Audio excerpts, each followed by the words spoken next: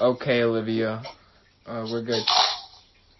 Okay, so a question that we have for you, Mr. Smith, is do you have any prior work experience, and can you explain what that was?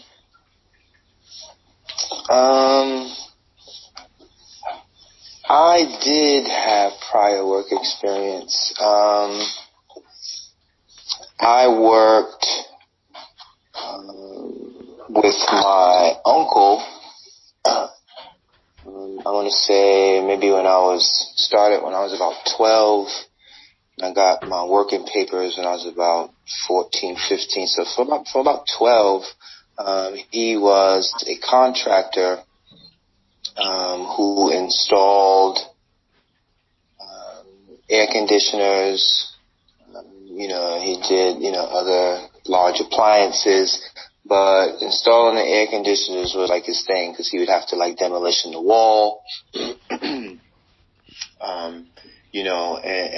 that whole construction piece was a good breeding ground for life lessons for a 12-year-old. Cleaning up. I'm the little gopher guy. I'm going to get coffee and bagels. All of that stuff. And so, did that and then, applied for the working papers. It's funny, I was just kind of archiving my stuff and found the actual card, and it was great to see that, like 1988, it's like, wow. And did a little summer youth, and then I want to say 2 years after that, I got incarcerated. And that was at the age of, 17. 17. So before that, you were 2 months after my 17th birthday. Oh, okay.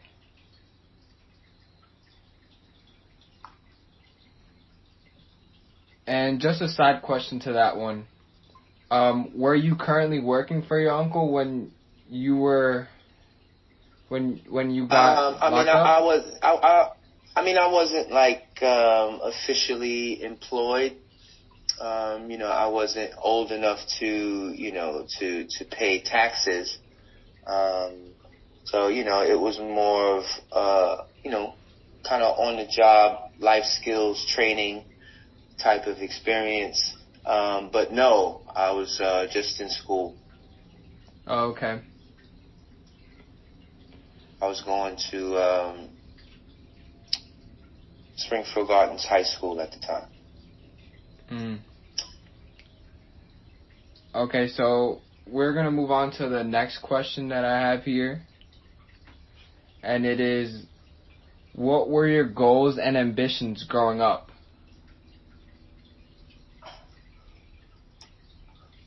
Okay. Well, I was very interested in science. Always did well in science. There was something about kind of looking deeper, searching for explanation, problem solving that science was able to really illuminate for me. It sparked something in me. And so I excelled there, and I'm looking back and I'm like, wow, I was good in math too. Like I'm getting 85s in math, and just remember, like going through some of this collegiate math, even the high school math. It's like, wow, I gotta remember how to do that. But anyway, interested in science, and so wanted to be a scientist. I think I went through the phase of wanting to be a zoologist and a veterinarian. And then, some of the more adventurous jobs, caught my interest. And then I caught the love of sports at about 10, 12 years old. And, it was like, I want to play sports. Which sport? It was probably like football, basketball. And, then I had that experience that I was telling you guys about the other day. And I found out that football wasn't going to be it. And so I was like, well, I'm going to be a basketball player. And so because I was already pretty good, getting pretty good grades in school, making the basketball team was just a matter of me getting better at basketball because I can keep the grades, And so, I did, made the team, JV team at Sarah J. High School. That was my second year of high school. And the year that I first went to public high school. And, played with them. And, it was like, that's what I'm taking on. I'm like doing basketball, and, I got good. And then, school I just became disinterested in school. What caused that? I would point to, today, I would point to a intrinsic, conscientious objection to what was being taught to me, how it was being taught to me, and, maybe like a natural yearning for the truth, for something that I felt with that young mind, would be applicable in my everyday life, and,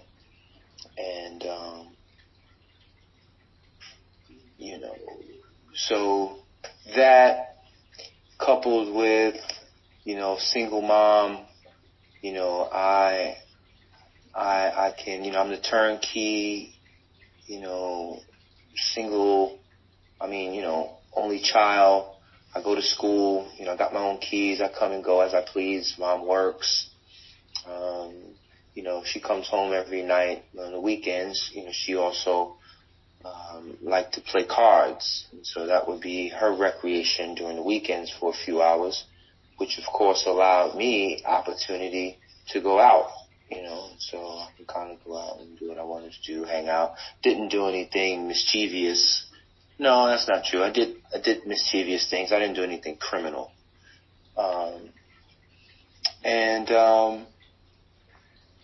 Like getting into that, doing that, I wasn't concerned with the studies, wasn't concerned with the studies. And, I want to say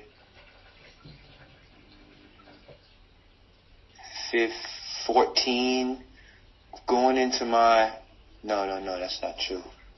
Going into high school, I think I explained that already, right? Yeah, I explained the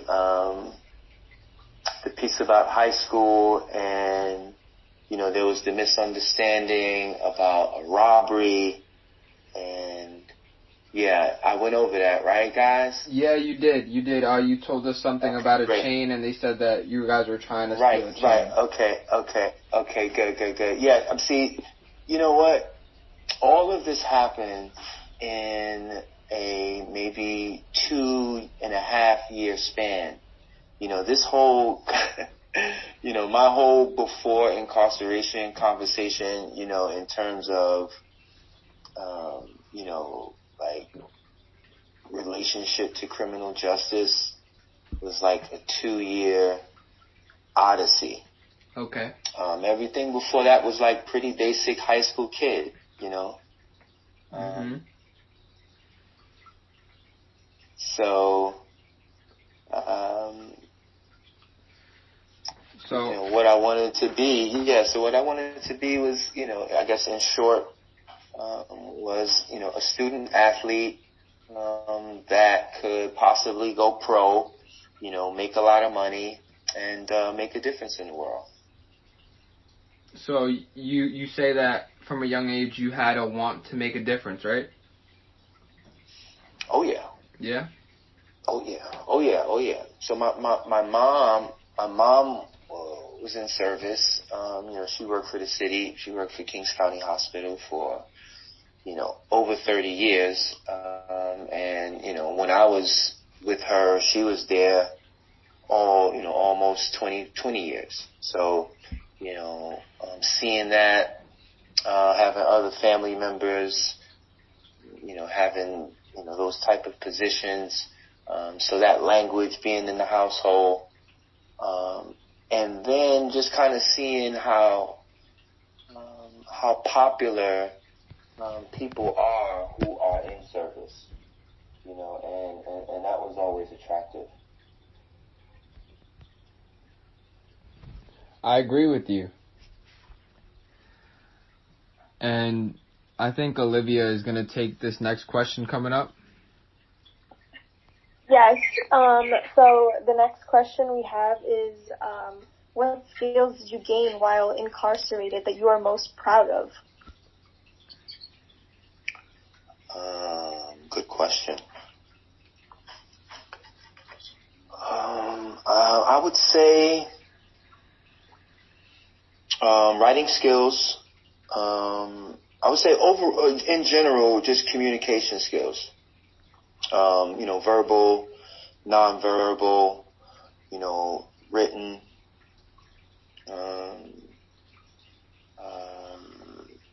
Some computer skills in terms of repair, you know, and, you know, just kind of typing too, and, you know, kind of troubleshooting. And those skills that you developed. Sorry. Continue, Mr. Smith. No. Yeah, no. That's it. With the computer, some electrical skills, carpentry,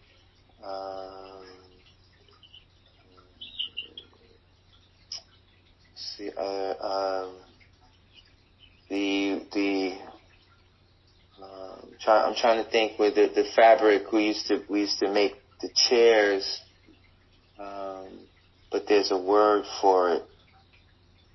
I'm trying to think of it. Anyway. I mean, we could consider that maybe furniture making? No, not furniture making. Oh, man. Just think about when you put in the cushions on the chairs. Yes. You know, there's a process there. You know, sewing.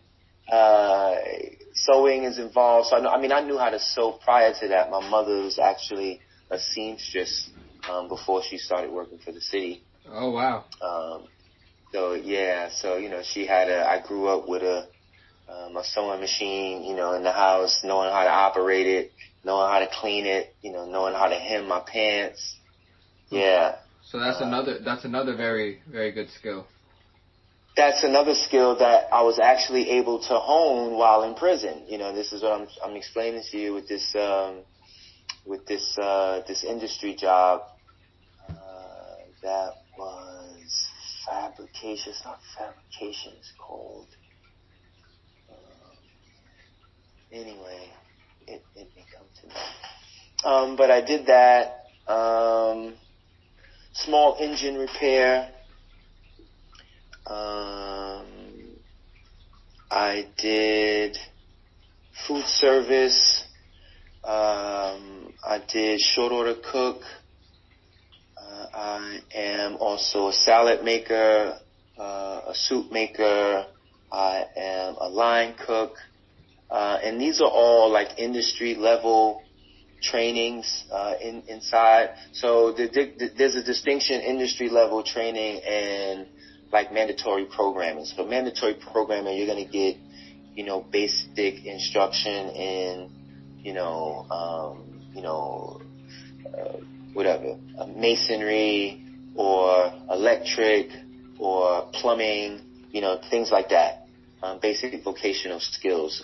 Building maintenance, that includes custodial maintenance and plumbing, electric, things like that, all wrapped in one. Okay. But in industrial training, the programs, it varies at different institutions. So like I got food service industrial training, which gives you, different certifications that have to be continued out here, but are still recognized because they are they're Department of Labor programs. They're not Department of Correction programs.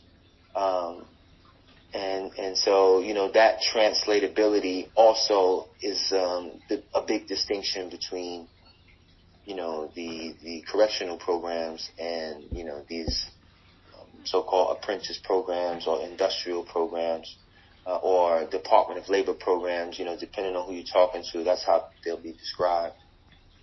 But, so I did that.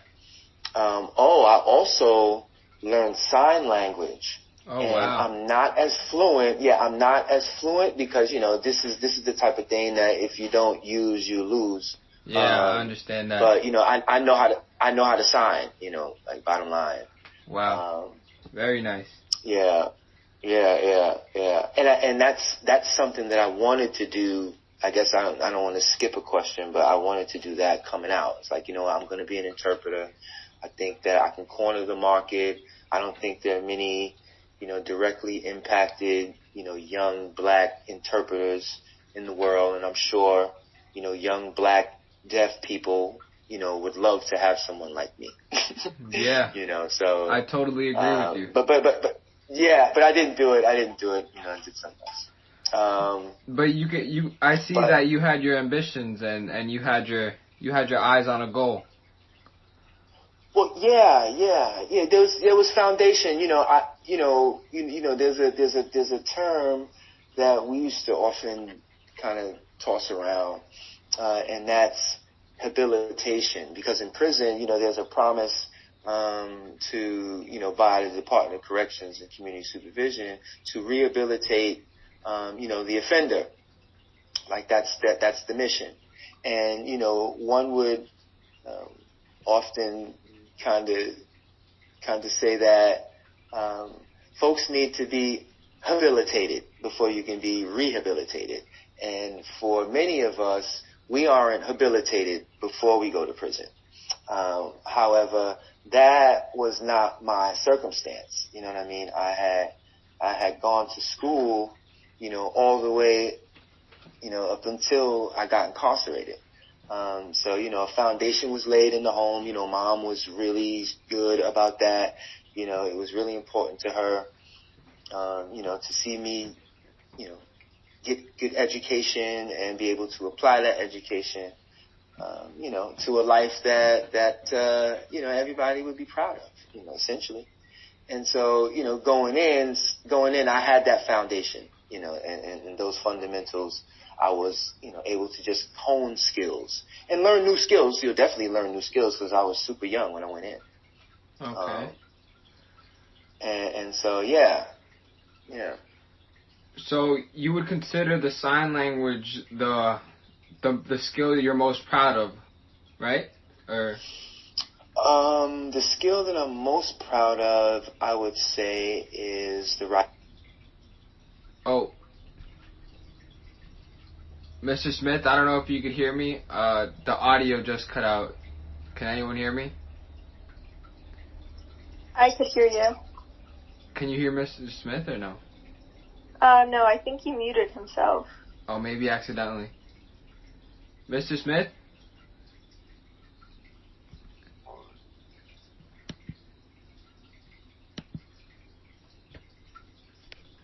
Mr. Smith? He's still in here. Yes, he is. Yeah.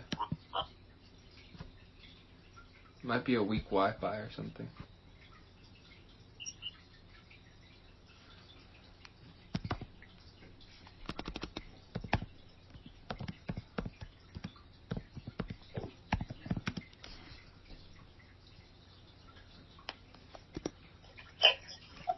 Yes.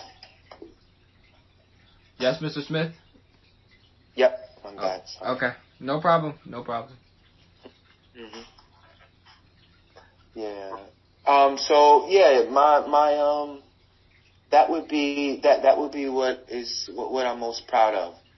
Like I said, my mom put a huge investment, into my education, and so to be able to do some of the things that I've been able to do, because of that, that early education, I'm really proud of it.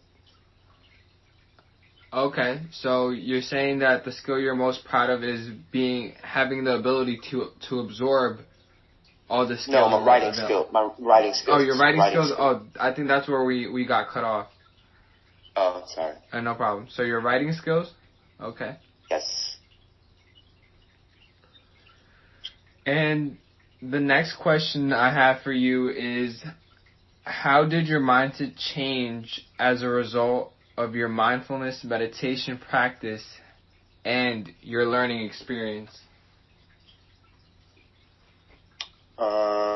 Yeah, now, is this like in context of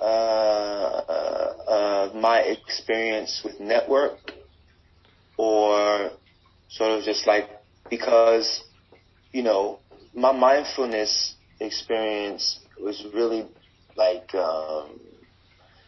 able to be put into practice in a whole nother way while I was in network.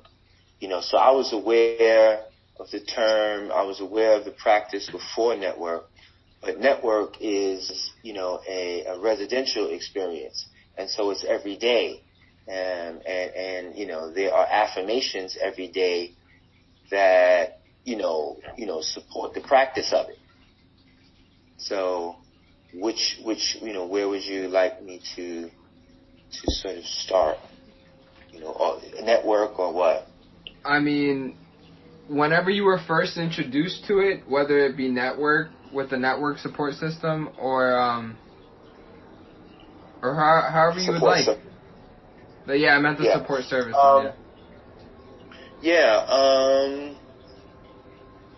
I mean, I can't pinpoint exactly when I got introduced, to mindfulness meditation.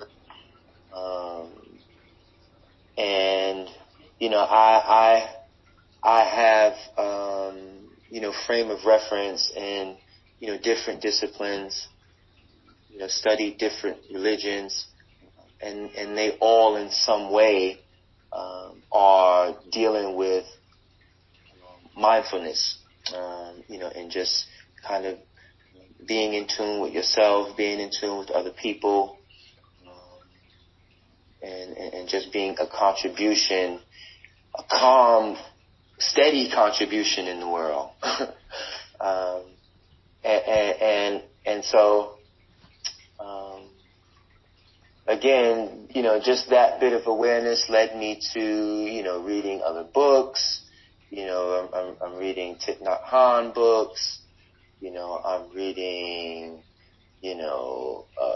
I'm reading warrior books. I'm reading like, Jane Elliott books, that are, talking about mindfulness in a whole other way, in terms of raising people's awareness, and easing their angst in the world, But anyway, so reading different things, getting really inspired by it, able to kind of practice, certainly by myself, but, mindfulness meditation is really not about being quiet necessarily.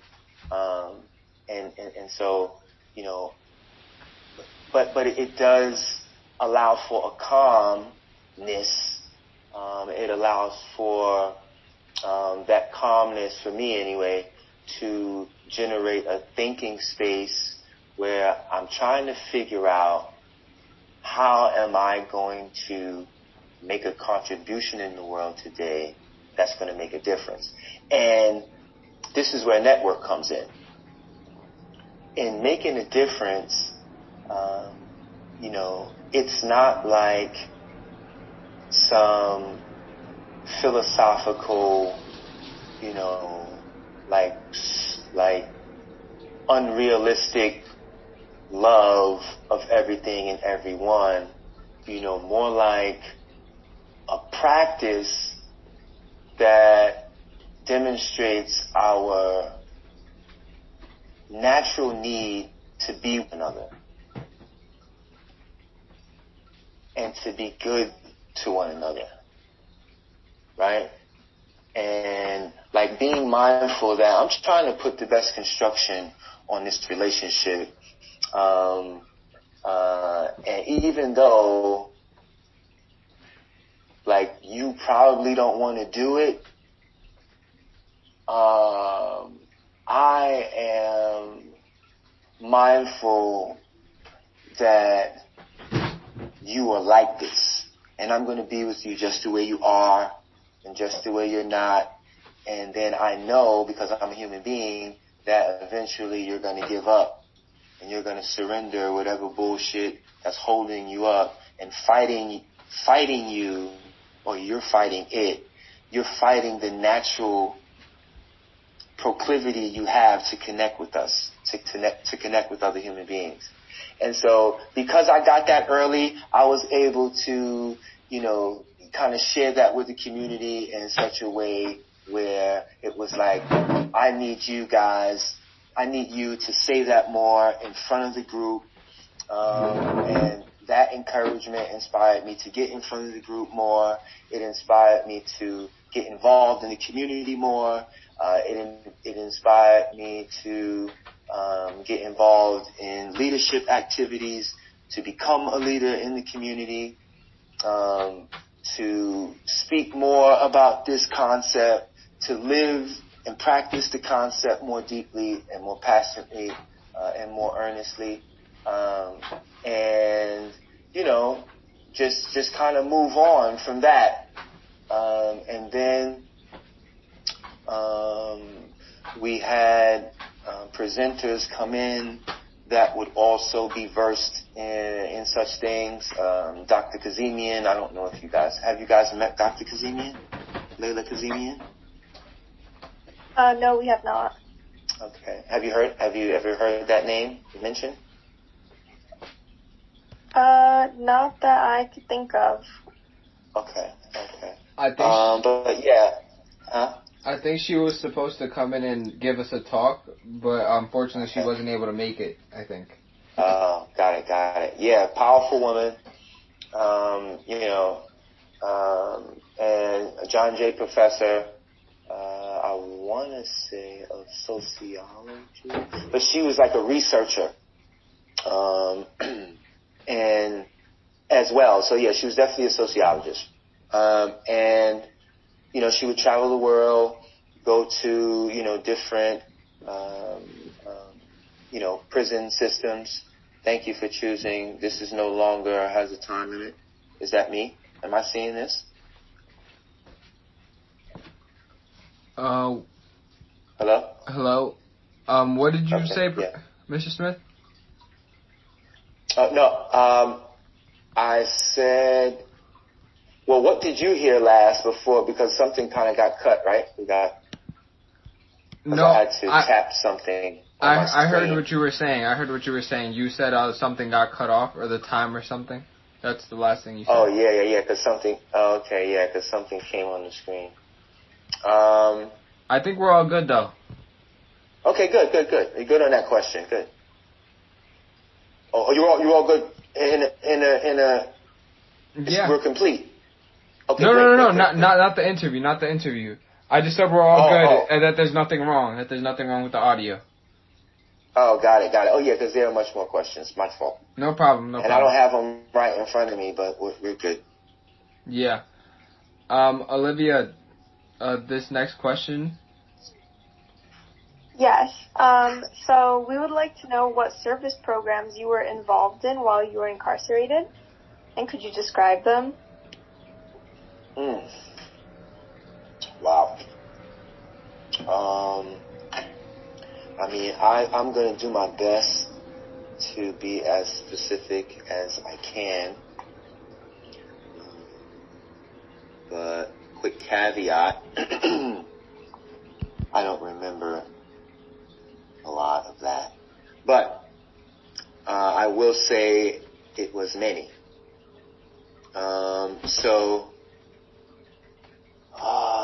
We did.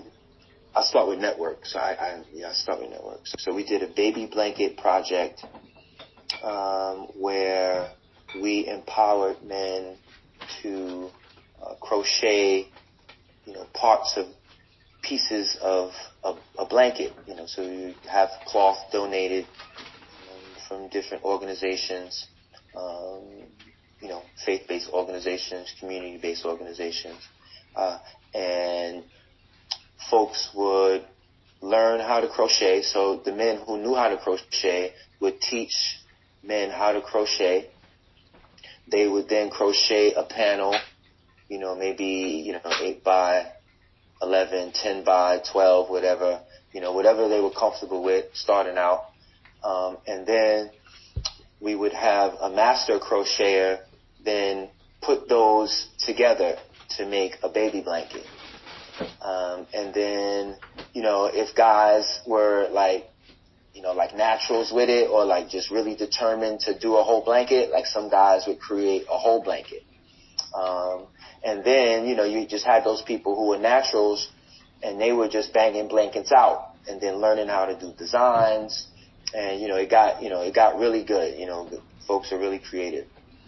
And they're really creative when they're motivated to give, when they're motivated, to be of service to someone. And that was the beauty about it, for everybody as well, and Miss Williams would just echo that, like eloquently and so delicious with her accent. It was amazing, right? And so, we did the baby blanket. We did puppies. So, folks would make stuffed animals. So we had a group of master crocheters that would, make stuffed animals, and then we would donate the stuffed animals, to shelters or, like battered women's shelters or churches, stuff like that. And I was fortunate enough to come out and meet some of those groups as well at the Church of Heavenly Rest. It was great to do that.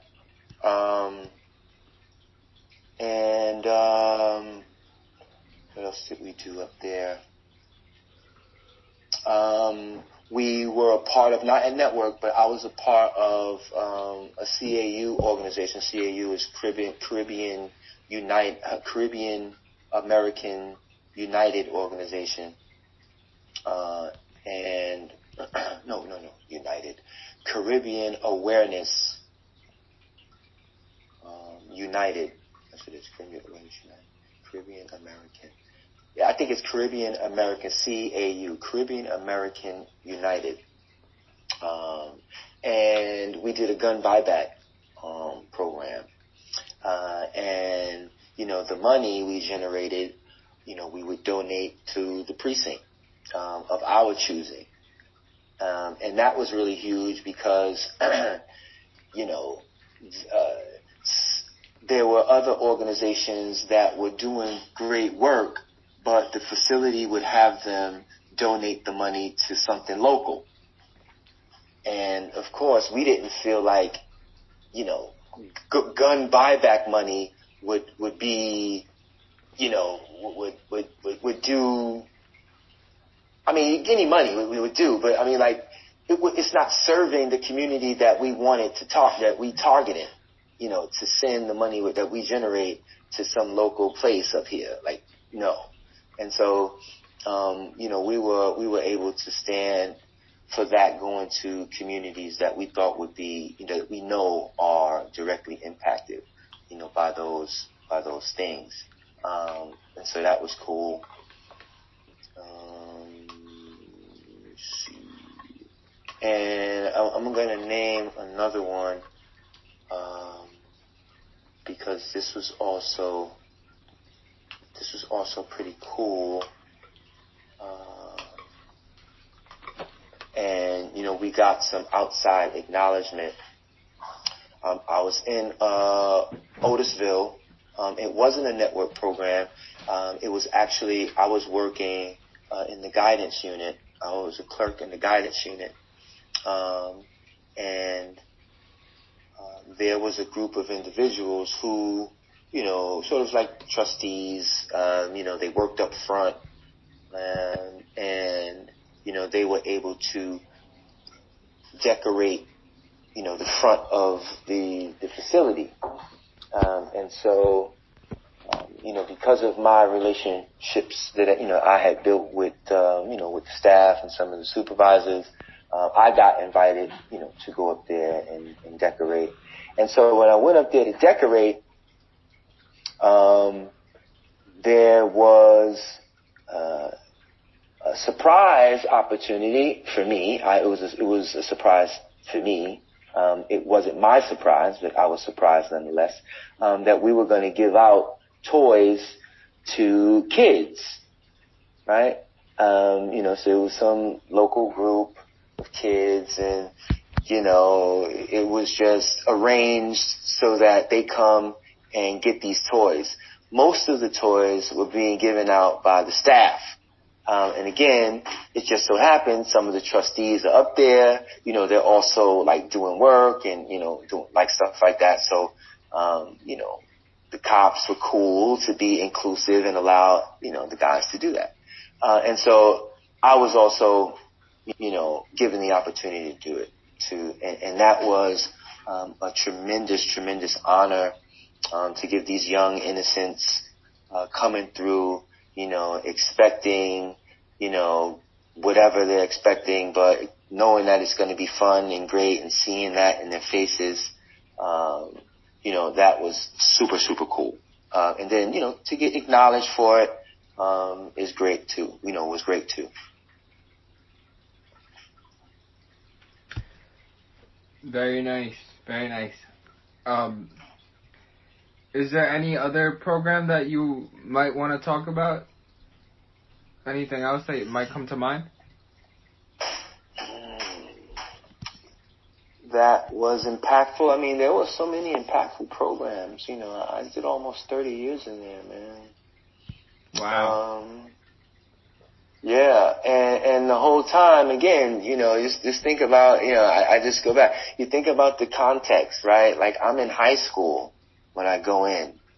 And so, like I said, I got a frame of reference. I started, like studying history and studying culture, and, kind of learning, like, the more you know, the more you learn how much you don't know. Wow. And then for me, it's like, well, just kind of keep looking, keep being in an inquiry, keep learning, and keep sharing, it'll, and things increase. So, with that, it's just been like, everything is a contribution, and everything should be like taken on as something of value, because you're going to get something. It's going to be something. But if you know that it's going to be value, that it's going to be valuable, like that's the motivation. There's no expectation, but that's the motivation that this is going to be valuable. So I'm going to dive in here, and whatever shows up, I'm sure it's going to be great. And I'm a witness. Every time you do that, every time you're thinking that way, it shows up. Maybe not the way that you want it. You know, I'm not speaking hocus pocus, because I want you to also look at this in your own life. And when you look at it in your own life, you'll say, wow, well, yeah, yeah, I do that. You know, so. Well, I really like what you said there, where the more you learn, the more you find out that you don't know a lot of things. I think that's really moving. Good. Yeah, that's a fact. That's a fact. And, you know, I mean, like, knowledge is infinite, right? Like, we can't know everything. No one can know everything. You know, even the most intelligent intelligence can't know everything, because we don't know everything. That's very true. You can never know everything, because things shift all the time. New information is generated all the time. New ideas are generated all the time. And those new ideas spark new creations all the time. Wow. That's pretty inspiring, by the way, Mr. Smith. Thank you, man. I appreciate it, man. And I hope it for you that way. Thank you. I appreciate that. So the next question I have here for you is, can you describe your experiences with fellow incarcerated individuals in terms of challenges and meaningfulness?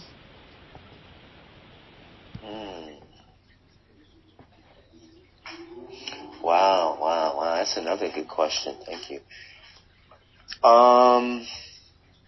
Okay.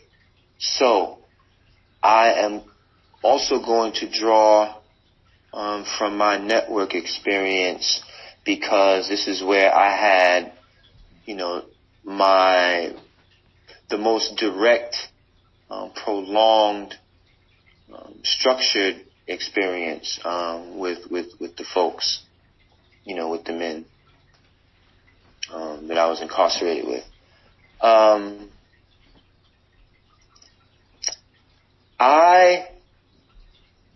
I knew, and so this is also context here. Going back to my childhood, I played sports, and so, like, inside of sport, there is, you know, principles, there are fundamentals that we learn, and one of those fundamentals is leadership. And with leadership, and on a team, you're usually not the best person on the team. And so, especially as a you know, an underclassman. And so, you're not the best, and you know you're not the best, and so you play your role, right? You follow. You know, you follow the best. You follow the coach, or you emulate the best. You follow the coach, right? And so eventually I got good. And so now when I get good, now I'm the guy that has to be the example for the underclassmen. And so, you know, that built a confidence in me. That built a patience in me. That built a tolerance for, you know, someone who was, you know, unskilled, you know, subpar, if you would. And so when I got incarcerated, you know, I had a tolerance, like I had a threshold for, you know, people who were subpar, you know, because I was subpar before, you know, like I had to get good at whatever it was.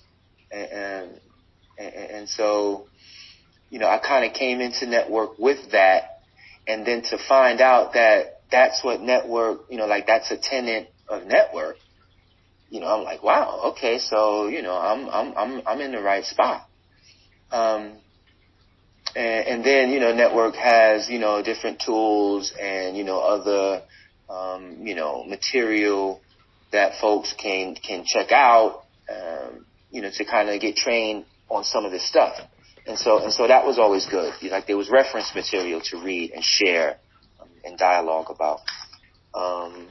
So there were no real challenges. And I mean, I didn't view it like, I didn't use that language. Like I said, in real life, we dealing with human beings. And so I knew that there would be, the so-called challenge. Like I would have to, find a way to negotiate, whatever it is. And I would have to be sensitive, to who they are and what was happening in the moment. Like I was, again, like living a mindful,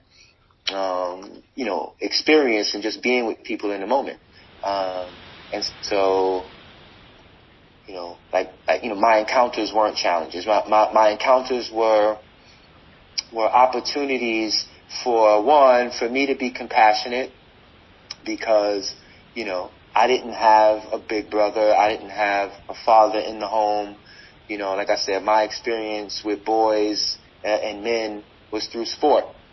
And so to be in a situation like this where, guys, are on different levels, but are still together to help one another, get to another level of awareness and to be intimate, and to be social, develop those skills. And this is the thing, network is a very serious program, and I appreciate, this partnership, and your introduction to it,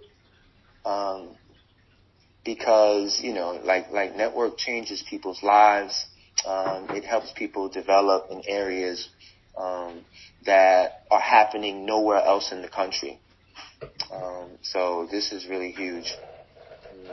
But, no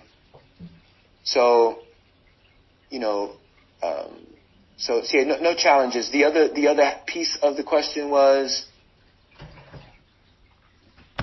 It was,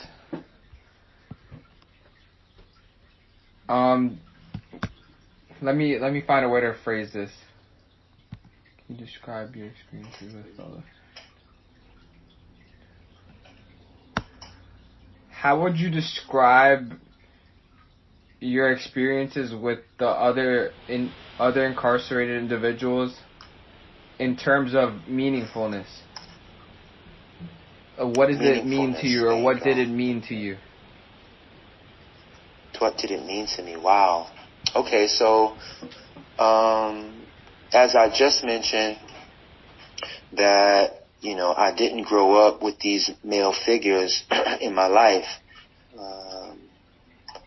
and to be in this space with these men who are, in theory anyway, committed to, transforming themselves intentionally, that was like, this is where I want to be, you know what I'm saying? And so like I go in with that intention, you know what I mean? And that's what it meant to me,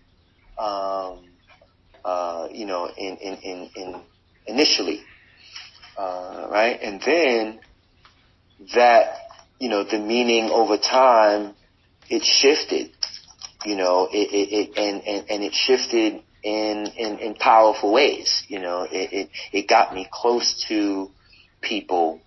It got me close to individuals.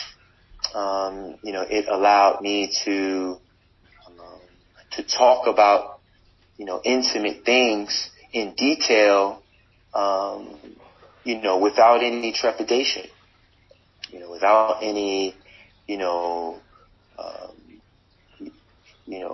thinking that it might get out, that somebody might be snickering about some shit I was crying about in a meeting, so that meant a lot. And that is one of the components of the program that's actually like mandatory. Like that'll get you kicked out. Like if you violate any confidentiality rule there, it is over. Obviously it's important in any therapeutic space to maintain, privacy and confidentiality. with information and people's feelings. So, with that available there, that gives huge weight to everything that's happening there, really. Without that, you have nothing. Like, people aren't going to open up, You're like, get out of here. This shit is like a shelter, or this is jail.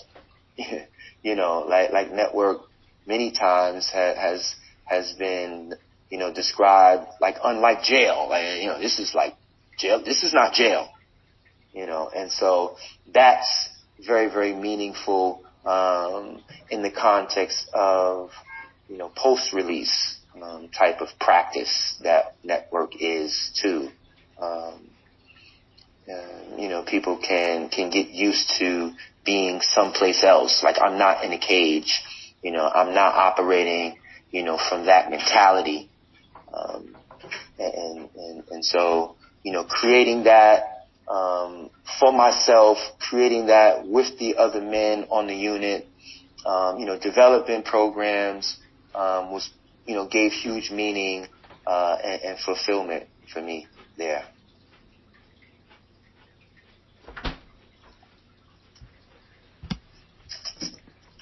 Okay. Olivia, I think the next question is. Yes. So we were wondering if, while in your time in being incarcerated, did you have any educational opportunities? And if not, would you have wanted these opportunities? I did have tremendous educational opportunities while in prison. Throughout my whole, prison experience, it was educational. Yeah. So are you saying even without an educational, like a college coming to teach you guys, you felt like you were learning just by being there? Is that what you were referring to there? Okay. Oh yeah. But I want to. Yeah, I do. But I do want to highlight that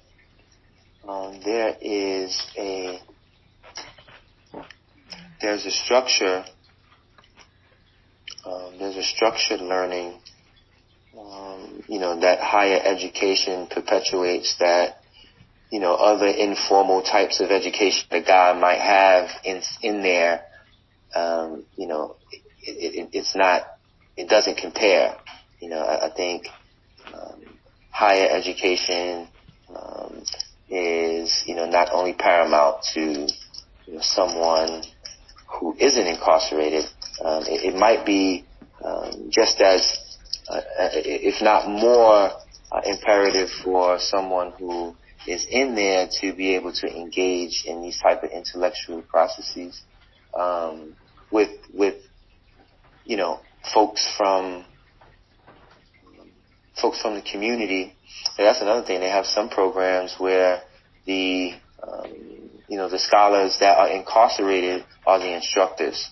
So that, I mean, it's cool. Their credentials so they can do it. But no, just having that available for people. Also, just having that available for people, bottom line, it changes people's lives, just like it changes people's lives who are incarcerated. So. Okay. Yeah. And but they're huge programs. They're listen, man. If you know the story, have you ever, either of you, ever read the autobiography of Malcolm X? No, but I believe we're in the process of reading that in class, actually, or one of his speeches. Okay, cool. So, really quickly, Malcolm X, you know the story. He was Detroit Red, and went to prison for a few years. His brother was a part of the Nation of Islam. his brother started sharing with him how, the teachings were moving him and operating in his life and how happy he was, and how powerful he felt. And quite naturally, the little brother is intrigued and he gets inspired and he starts to read some of the material, right? So then, he goes and, he converts, and, becomes Nation of Islam. Then the teachings compel him to just increase his education. And he starts by reading the dictionary. I said reading the dictionary, right? And so reading the dictionary, increased his vocabulary such that he becomes Malcolm X, right? El Malik Shabazz, right? No, I don't want to joke about that, but I love the brother. But I'm just inspired by his story, because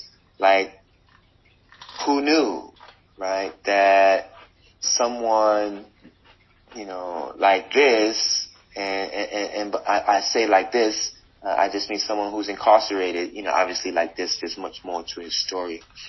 But someone like this could rise to the stature of a Malcolm X.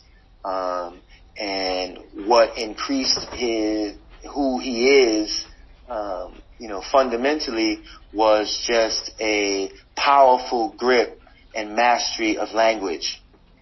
And, how he was able to, connect that to his message, and inspire the world. And so, hold up, sorry. And so,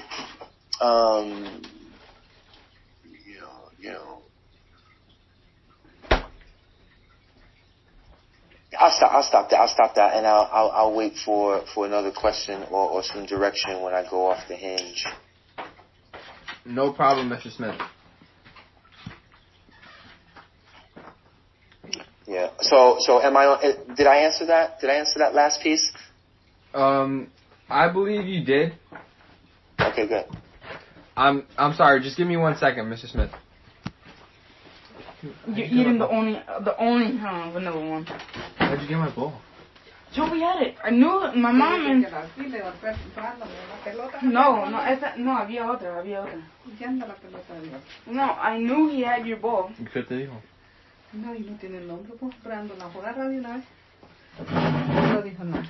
What is it called? I knew he had your bowl. Todas las pelotas le dije yo que... Todas las pelotas le dije yo que yo las eché en la bolsa de armas. Y las buscó y ahí estaban a la vez. He's gonna have his bowl as whole practice. Él no la pelota. Oh, Joey había perdido la pelota de él, solo agarró la otra. Okay. Disculpa. Yo siempre adoro a mi abuela. Did your incarceration experience? Por cumpleaños. No. Would you have one of this? No, Corina.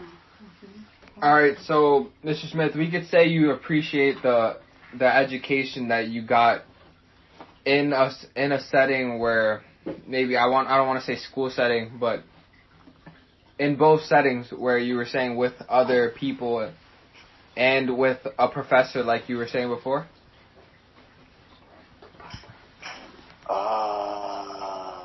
No. I mean, I remember where I was kind of at, but I was trying to kind of wrap it. But what was the rest of the latter part of the question? Well, it's okay then. We'll just move on to the next one. Is that fine? Yeah, it's up to you. I mean, if you captured enough, I'm good. I think we're good on that one. All right. So the next question I have for you is, what do you value in your work experience in terms of future career or job?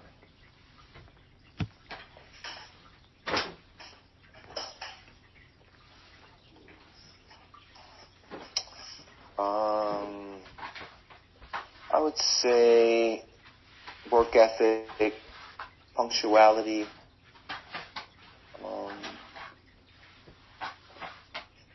skill set, self-determination,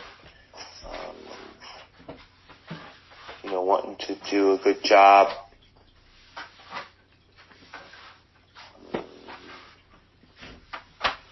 wanting to make a difference, with the company and the family, for sure, in the family and the community.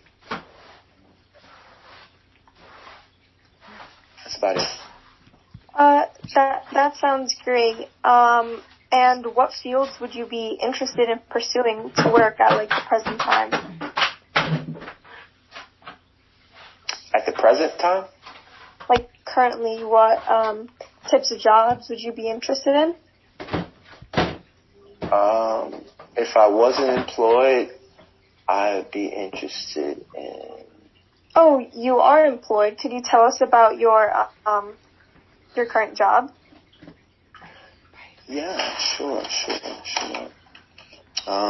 So I am currently a social worker with the Brooklyn DA Office Reentry Task Force, and we essentially provide advocacy and referral services and follow up with reintegration coaching, with directly impacted folks who are returning back into their Brooklyn communities. We line them up with educational opportunities and institutions and organizations, faith-based initiatives and organizations, community organizations, volunteer opportunities, you name it. We had a very exciting partnership with City Bike, and they offered to train our clients.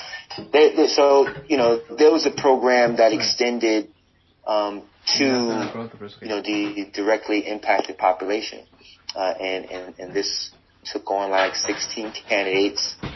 It was like a 6-week program. They trained folks to be mechanical engineers, and with the possibility of getting placed.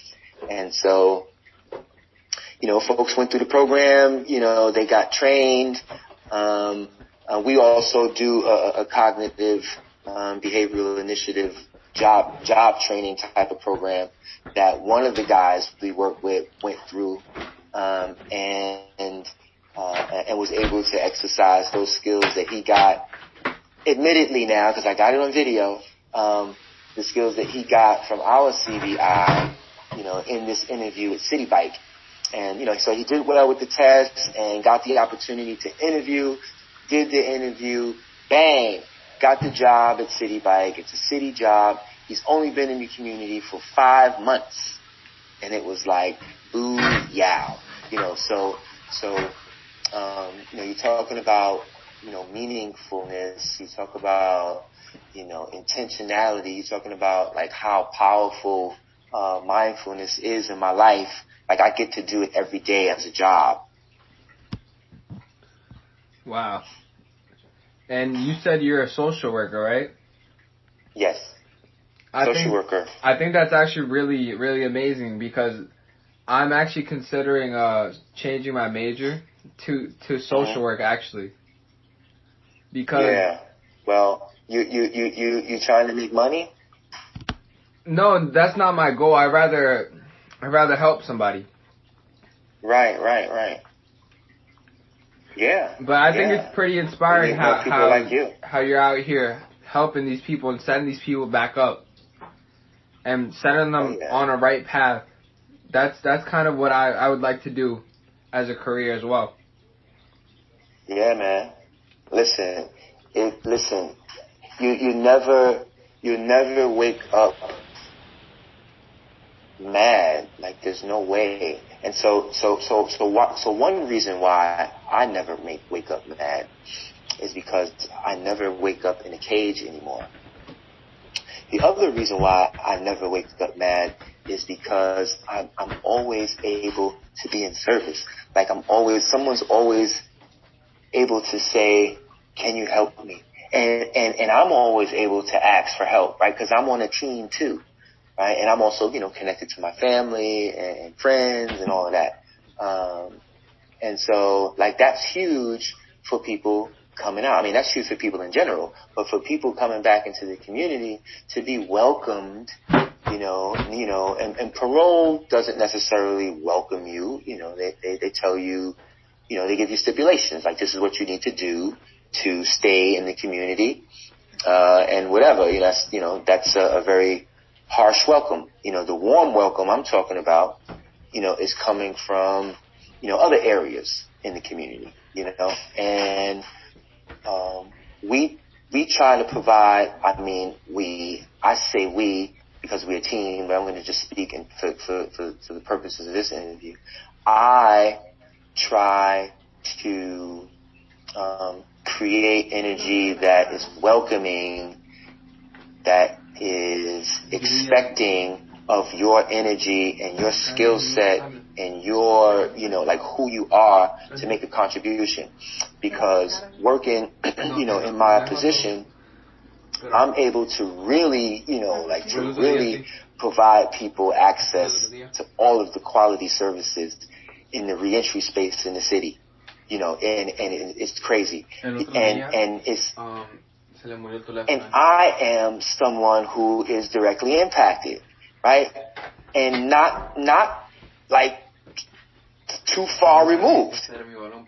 So it's awesome. It's awesome. So if you're passionate about being a stand, for human rights, and just increasing the possibility for people to be who they are in the world, social work is going to be fulfilling stuff. It's going to be great every single day, and then it's going to also reinforce stuff in your life to make you more grateful. You're like, wow, for example, I'll speak to an individual who, he came out, he did 37 years inside, he has to go into a shelter situation, has very little family because he was inside for over 30 years, and not very comfortable in social situations. Like, he's not very comfortable in crowds. He doesn't know how to operate everything. All of the technology is foreign.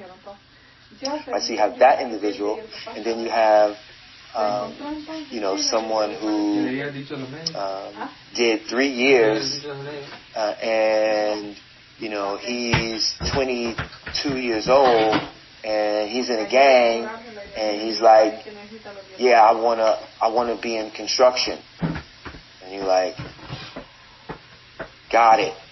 And I know, because I'm directly impacted, that despite the differences in their immediate circumstance, right, and this other guy is living with his family, the younger guy's living with his family, and so that kind of add that piece. Despite the the differences in their immediate circumstance, there is a shared trauma that I'm able to reach during this work, with the individuals that I work with, because I was there, and that resonates with most people, most of the clients. It resonates with, my coworkers, it resonates with my supervisors, and, it empowers the story. It empowers my relationship with network that, has me doing things like this, for 2 hours. That's amazing. So you would say that you really enjoy your current job, right? Indeed. And would you say that being incarcerated helped you develop some of the skills that you need for this current job in social work? No. So you would say that you developed all your skills outside? No, I would say that being incarcerated did not have anything to do with how I developed. I just happened to be incarcerated as I developed. Oh wow, I like the way you phrased that. Could you just repeat that one more time? I said that I didn't incarcerate. I didn't develop. You made me blush and made me forget what the hell I said. You didn't catch that? No, I did. I just wanted to hear. Are you recording this? Yeah, I just wanted to hear it one more time. But it's okay. It's okay. Yeah, I told you about that memory, Al. Come on. I'm almost 50. Oh. Take it easy on me. Okay. Thank you. Okay, so the next question we could move on to is do your skills match your current position in the way that you are satisfied? Yes. Yes, okay.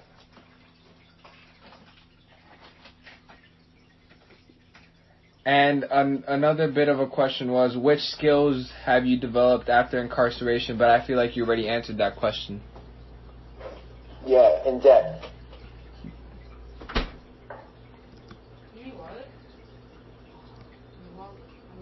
And, alright, so we're going to move on to the next question, okay? So, sure. Would you have been exposed to mindfulness had it not been for your time of incarceration? And how did you learn about network support services? I don't know. I can't predict, that way. I don't know where that question is going. But I learned about network when I got to Otisville Correctional Facility. I think there was a friend of mine or an acquaintance of mine that I known from someplace else was up there and was like, super cool, come check it out.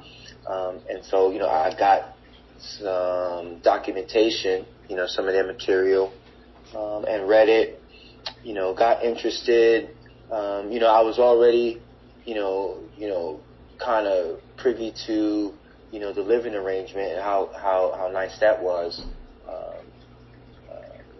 in comparison to the rest of the facility. So, that's usually the draw, for certain things. But, once I read what was, what they were up to up there, I was like, I'm in. So I did. Okay. Olivia, do you think you could get the next question? Yeah. So how do you think your life would have been different if you had never practiced mindfulness while incarcerated?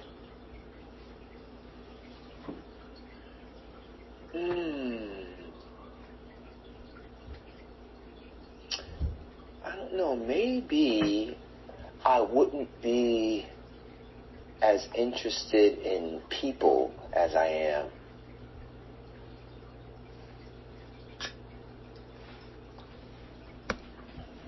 So maybe if you didn't practice mindfulness, you don't think you would have become a social worker or pursued a career in social work? No, maybe not. I would have maybe chosen something more individualistic.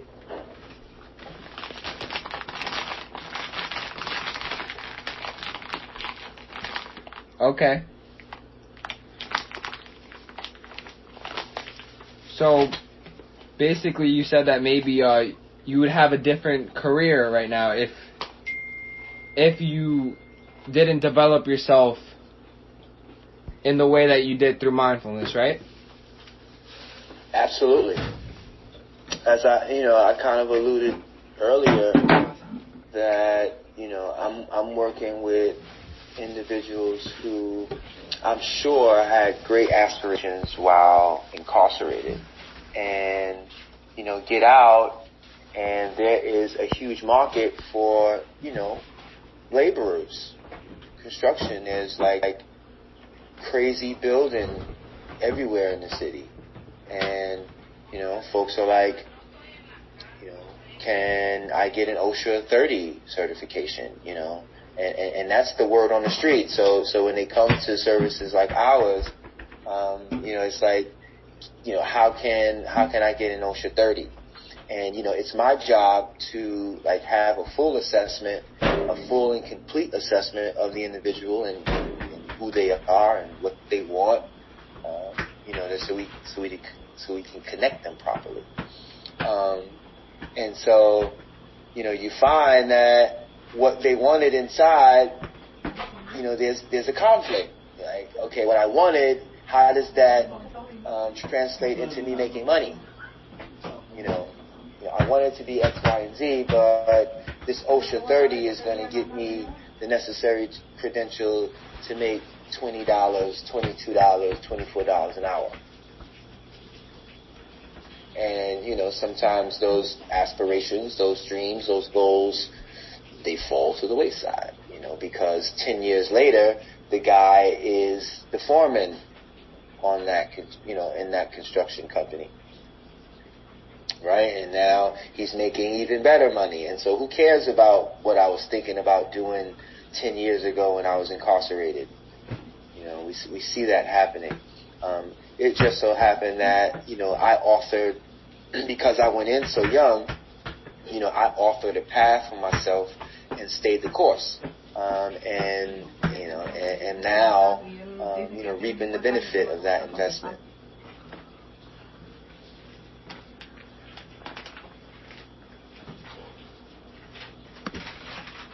Mr. Smith? Yes. Did your audio get cut out for a second there? I don't know, did it? I think I might have missed what you said. Where at? Hello, can you hear me, Mr. Smith? I can. Can you hear me? Hello? Yes, can you hear me? Oh, I could hear you, Mr. Smith. Okay, great. Okay.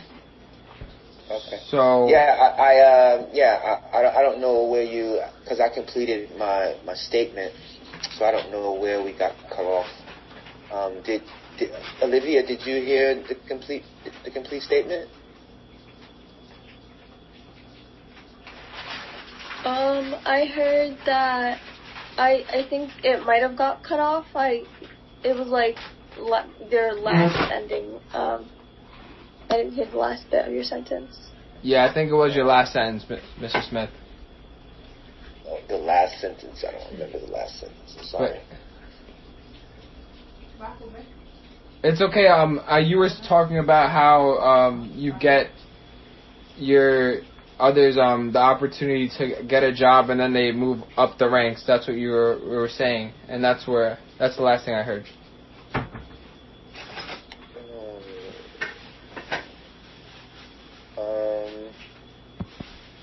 Yeah. Well, I mean, we were just talking about the question. What was the question again? Would you have basically? Would you have a different job if you didn't develop yourself? Right. If I didn't develop myself that way, right? And essentially, I said that because I had come in so young, I had kind of charted a course for myself that I followed, and was able to realize it. Just inside that experience, be able to contribute to others. Okay. So we're looking to move on to the next question. Okay. No problem. All right. So, what do you think could have prevented you from being incarcerated in the first place?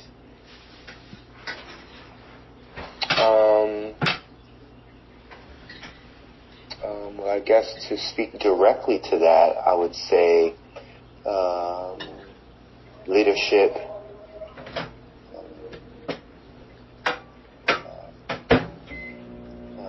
so externally, right? Leadership,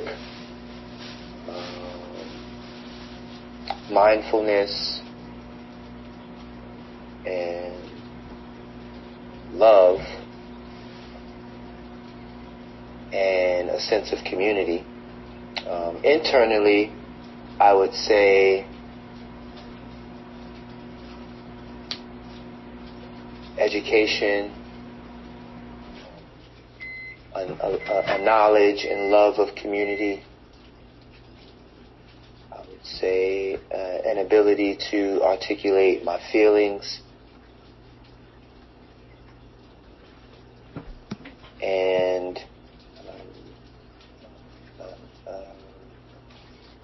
an enlightened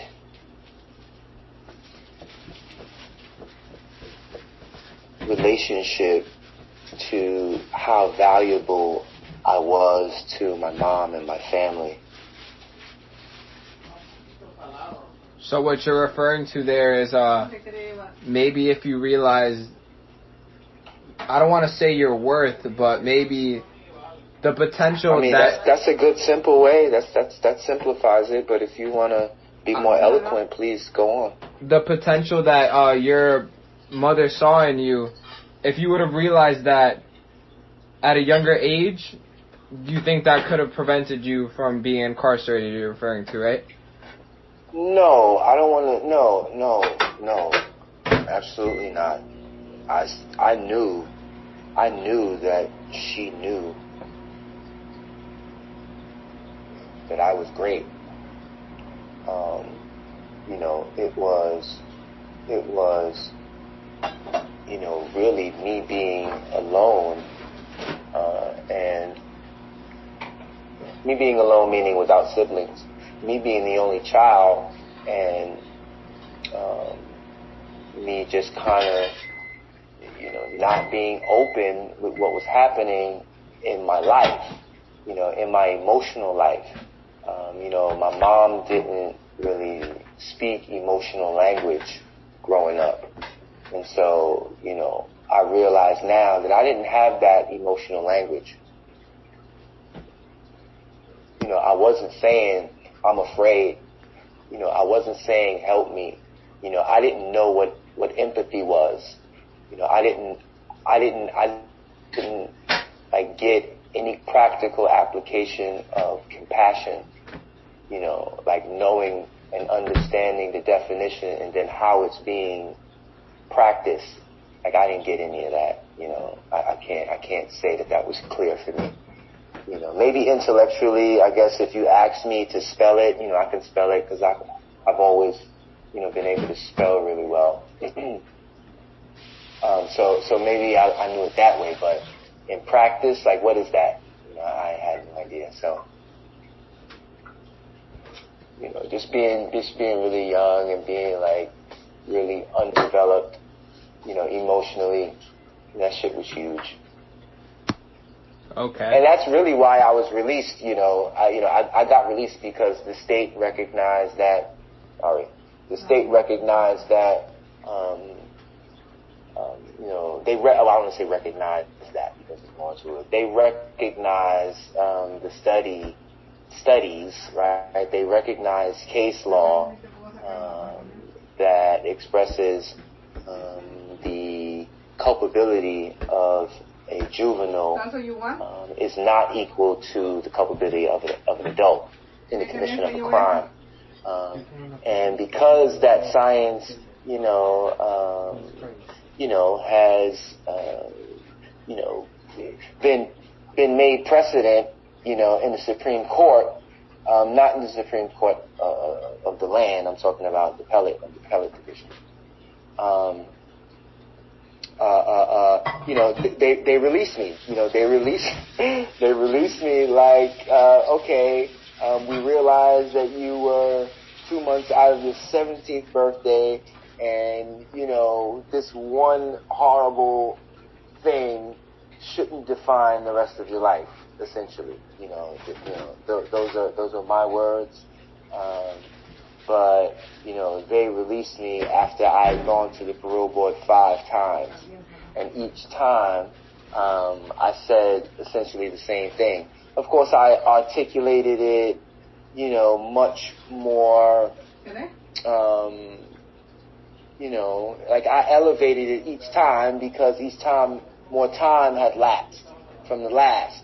So, I was able to kind of just be more, more of who I am, with the interviews. Because the interviews, the questions, they don't deviate too far.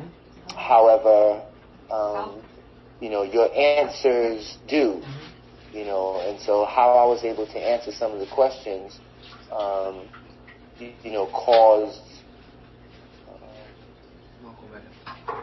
caused them to generate more engaging questions, which of course helped me to speak more to who I am and who I was going to be in the world.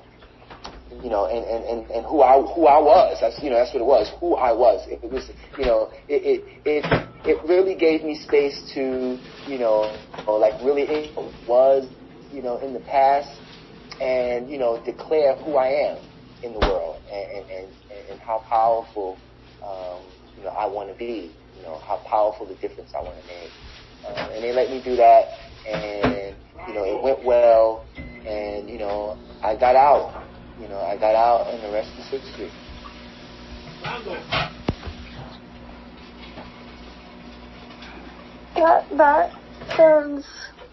That sounds like quite a story. And what would you say that your goals are in terms of the future?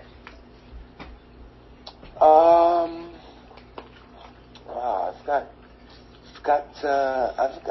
I've got 2 big ones, right? So my immediate goal is to emancipate myself from slavery, and I am doing that diligently by creating a portfolio of all of my accomplishments and accommodations and photo and video log of all of the stuff that I've done. I've been told it's pretty impressive. I've interviewed Al Sharpton. I've met Jesse Jackson. I have been on Eyewitness News. The movie we wrote almost got into Tribeca Tribeca Film Festival. We've toured the film in institutions of higher learning. We've done them in churches. We've done them in community centers. They have built curriculums and started conversations about it. I ran for president of Amnesty International inaugural chapter at St. Francis College. I didn't get it, but I am proud to have been nominated.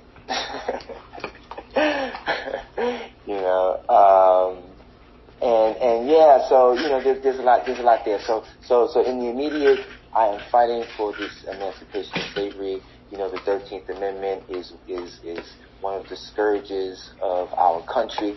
To have that language, continue in our lexicon is a crime. If slavery is abolished, not except as punishment for a crime. And because I am directly impacted, it is obviously, an issue that is near and dear to my heart. The other piece is, I'm sort of taking on this criminal justice journey with St. Francis College. Working at the DA's office and being sort of, in government, and there's a bureaucracy there. I need that credential. because there's a possibility of me, being chief of the Reentry Bureau at some point, or even commissioner of corrections at some point. I think my experience and just my overall scholarship in terms of corrections, I can do it. I can do it. And so that's like the midterm goal, and then long-term goal is probably to kind of raise some children, do some traveling, and just love on my family, as much as possible, until it's over. I love to hear that, Mr. Smith. So just another small question. Do you have housing of your own? I do. You do? Okay. I acquired it tragically, but I do. Tragically? Oh, would you like to talk about that, or? I could, yeah. Because I spoke very powerfully earlier about my mother, who has, given me everything, and we lost her March 30th to COVID, and I came home to she and I. My mom she was elderly. I went in, as I did almost 30 years, and so I came home, mom was elderly. She had beat lung cancer in 2006, beat it like a champ, like we knew she would. So she got a partial piece of her lung out. So quite naturally, her immune system was compromised. And, I was in the hospital for another procedure. It was actually a cosmetic procedure on my foot. And so mom was in and out the hospital with me, coming to visit and bringing me stuff, just like just like mom. And, we think she might have contracted it, in that time or thereafter.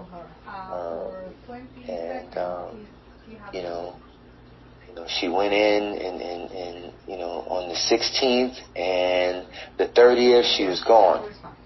And so that left me, here, alone, with, I don't want to say alone because I'm not alone, obviously. I just spoke about all of the partnerships and relationships that I have. But left me the apartment, essentially. And, I've been out, 4 years now, and, we spoke, because mom is elderly again, and very, very practical, very, very self-determining, very, very self-sufficient woman, very independent, Mom is fucking dynamic, man. My mom is so awesome. So, we, signed a successions rights petition, so that, when and if something happened to her, I would inherit the apartment. I would inherit the apartment at the, rent stabilized rate that it is. And so I did.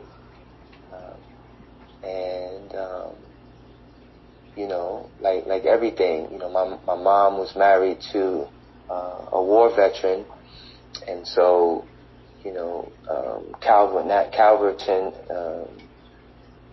National Cemetery, National Veterans Cemetery, wrote me a letter offering us a memorial service for my mother, because, they know that COVID, didn't allow for families to properly, be with their people.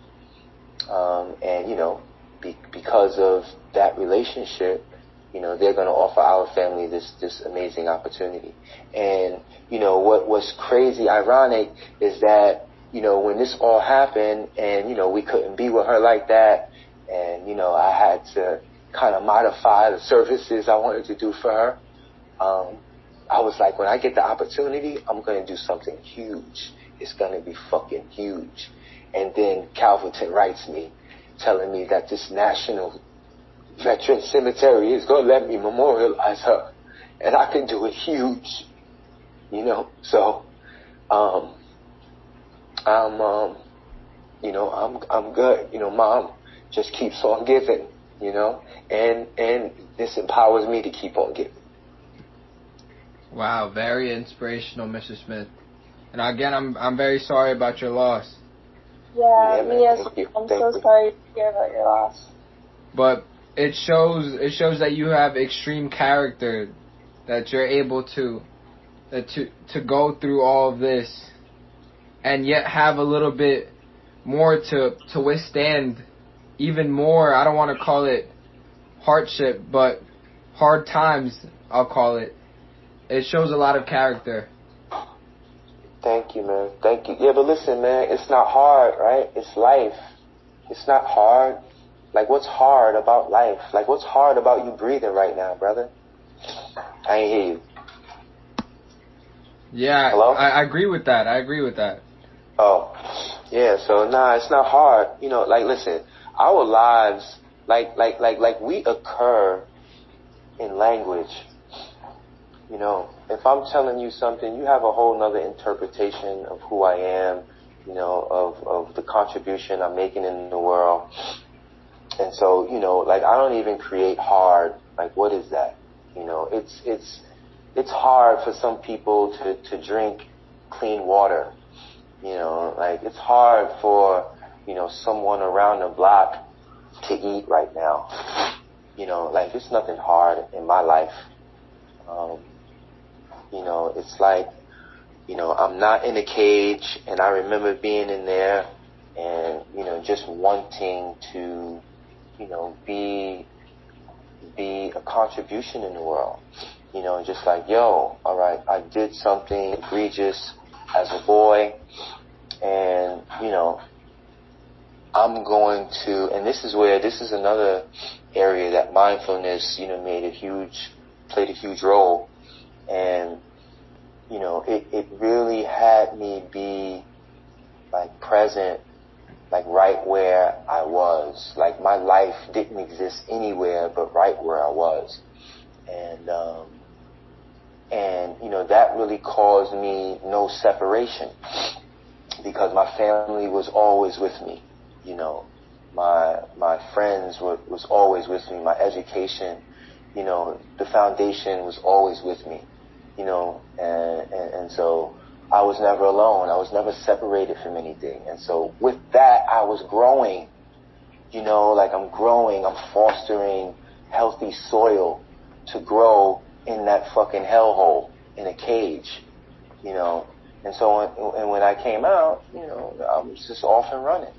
You know, off and running, man. Wow.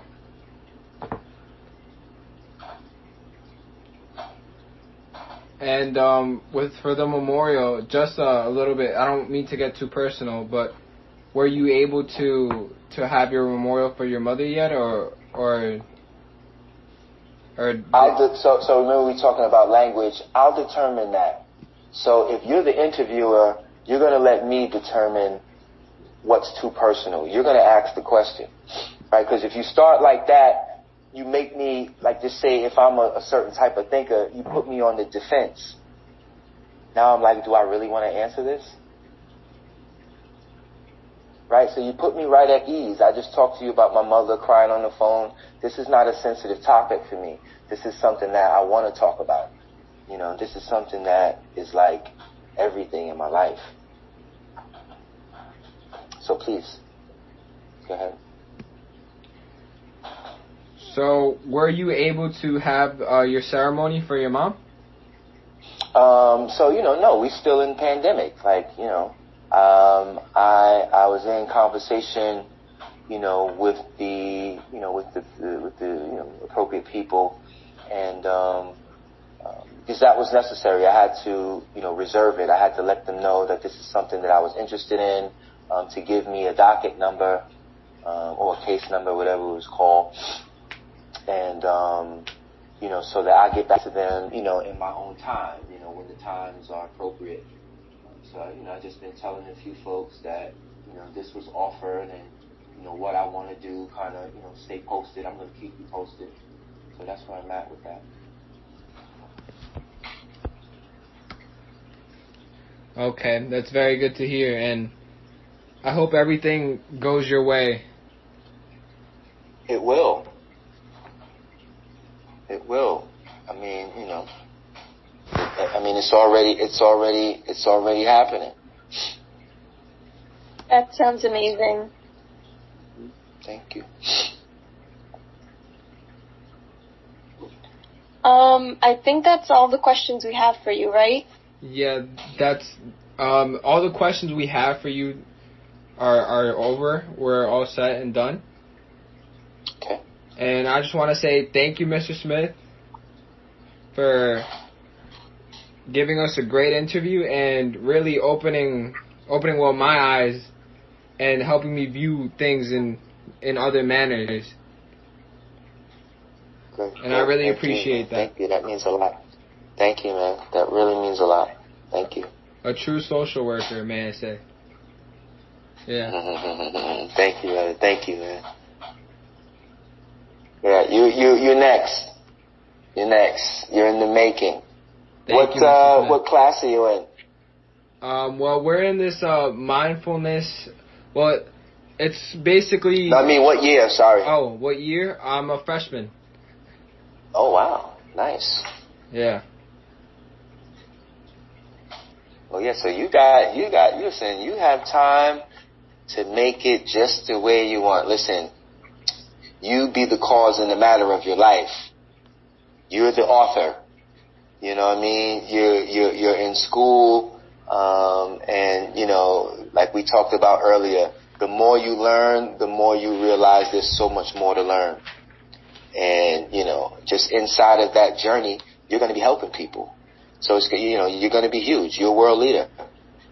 You kidding me? And, you're in a collegiate space that is about training. View this experience as training. I do TV. Obviously, I have speaking experience. I do radio. I write film. I write scripts. I write shorts. I write poetry. I facilitate programs. So what I'm saying is that,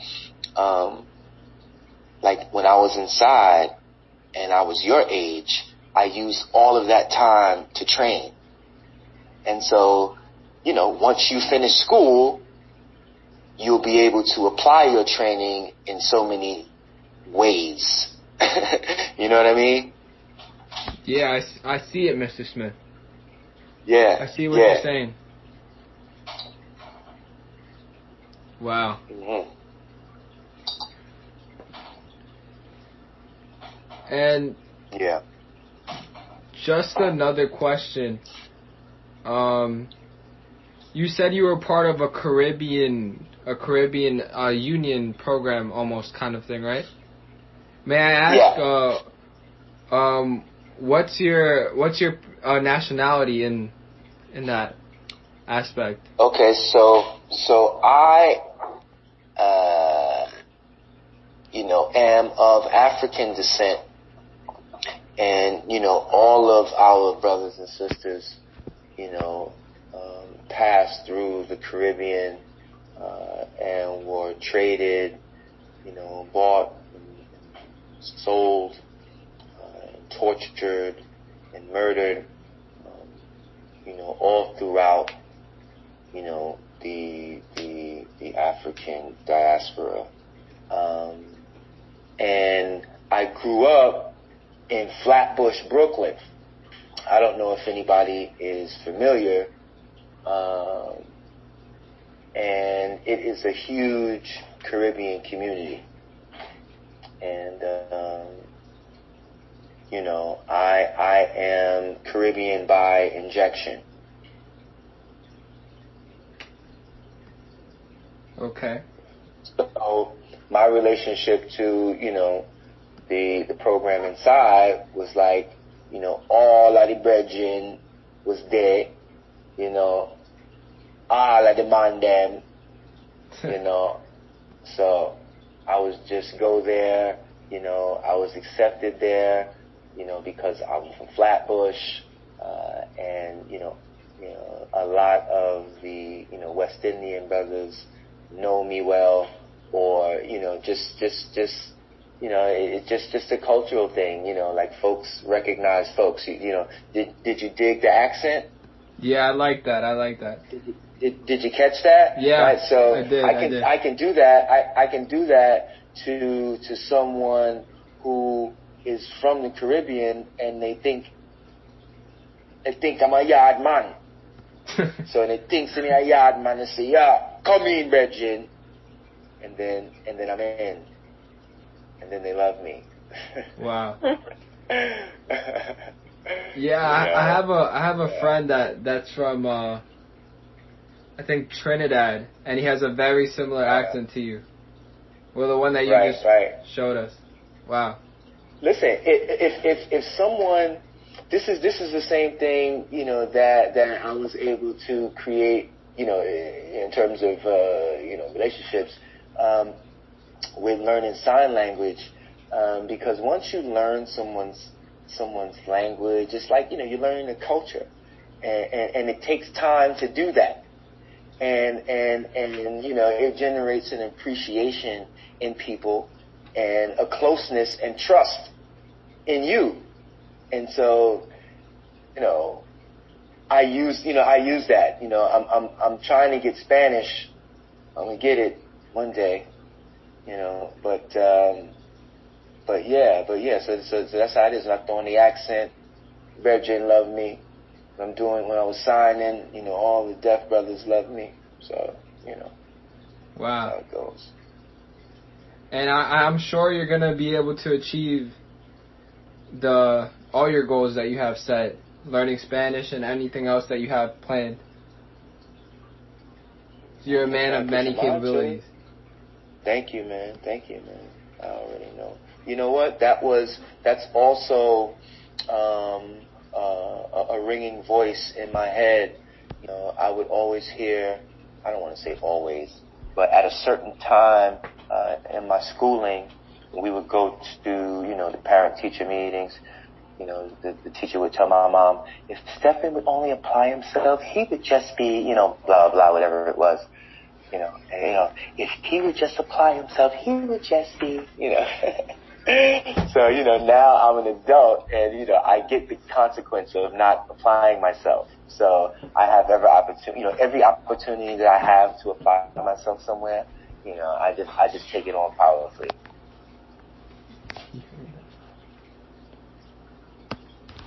Okay. Well, Mr. Smith, I want to say thank you for your time, and this was a really good interview. And we'll be sure to reach out to you with drafts of our biographies for you, and we'll keep in touch and through email. And I hope you stay well and you have a good night. Okay. I appreciate that. I have one more question. Okay. So the interview is taped. Am I correct? Yes, I have it recorded on an audio app. Okay, cool. Is there a way that I can get the footage or the audio? I believe I could find a way to send you it, okay? I appreciate that. Just let me know. I just wanted to let you know that that's something that I'm requesting. Okay. Thank you. Yeah, all I might be is that it's gonna be in like a transcript form where it's all written out. I'm not exactly sure if you're gonna hear our voices like this. It might just be like lines, like a script. Okay, that's okay too. I mean, you know, really, however I can get it, you know, if I could have gotten it digitally, that would have been great. But if not, cool. Over audio. Okay. Okay.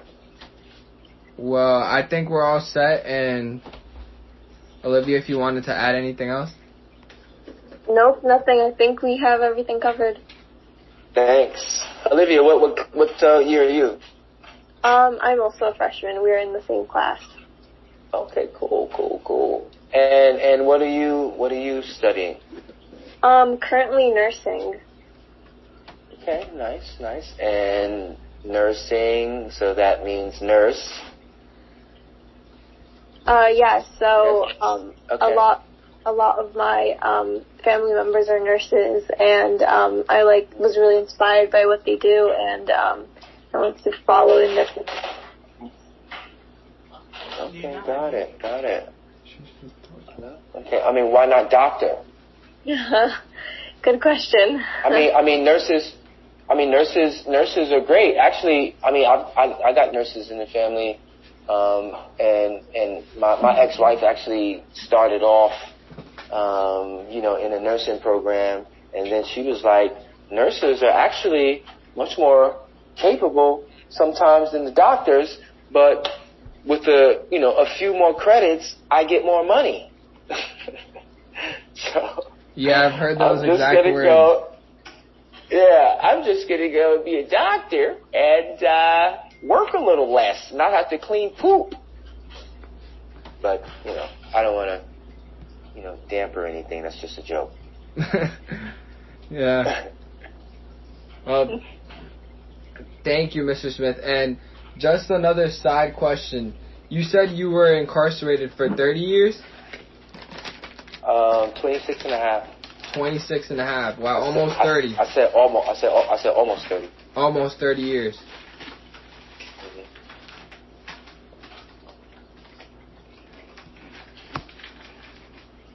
So since you were about 17 till, how old were you when you got out? 43.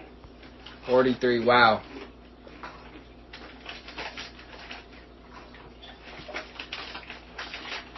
Yeah. Crazy, right? It is very, very crazy, actually. I mean, so someone like you, and how old are you? I'm actually 17. I'm gonna turn 18 in November, so exactly a month. Yeah. Right. So you are me, right? So how does my story occur for you? Well, could you rephrase what you just said? Occur for you? Is that what you said? Yeah.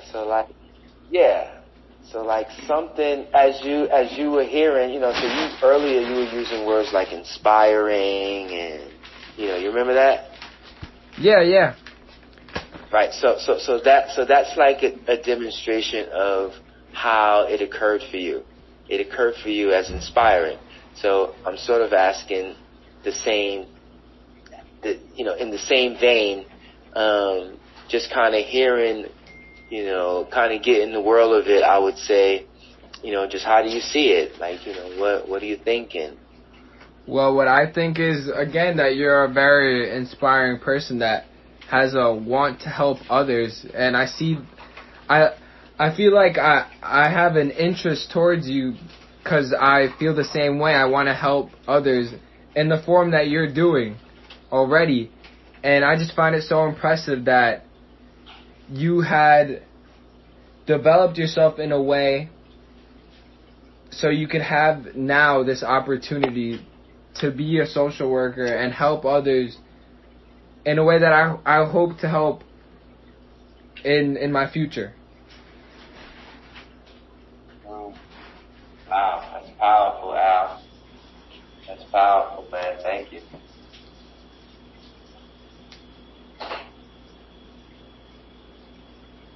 It's good stuff. All right. So you guys got class tomorrow. So how's the rest of this process roll out? So the rest of this is gonna be we're gonna actually take the audio transcript I have here and we're gonna edit it a bit.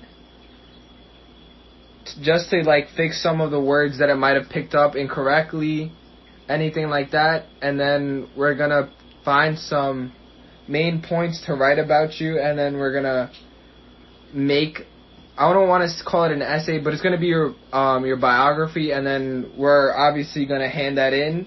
But first, we're gonna run that by you to make sure if you think that's okay, or if there's anything else we should add, any edits, anything like that. It's gonna be run by you first. Okay.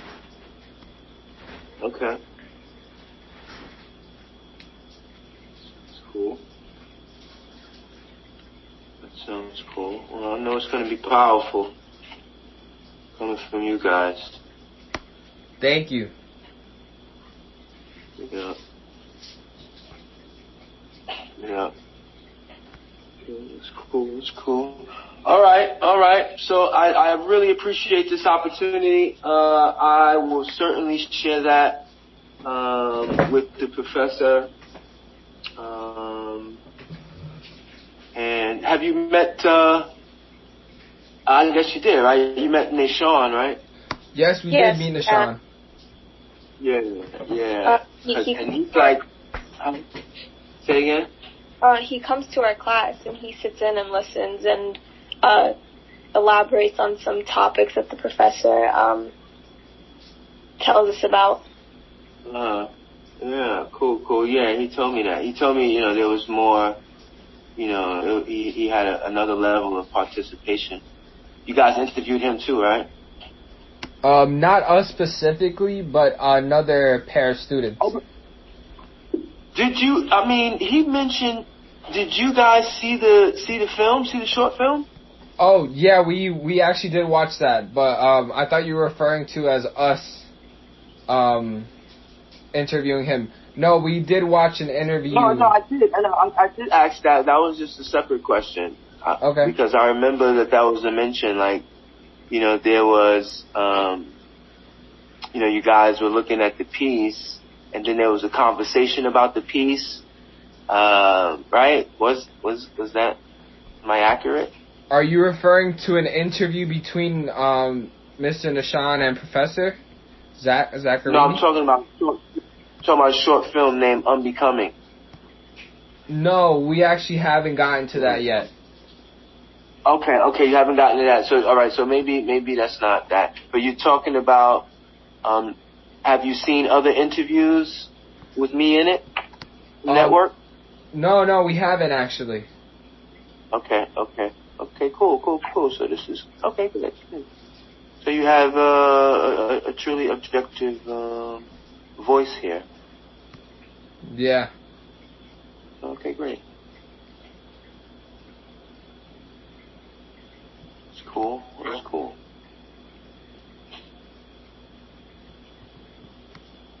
All right, guys. I'm let you go.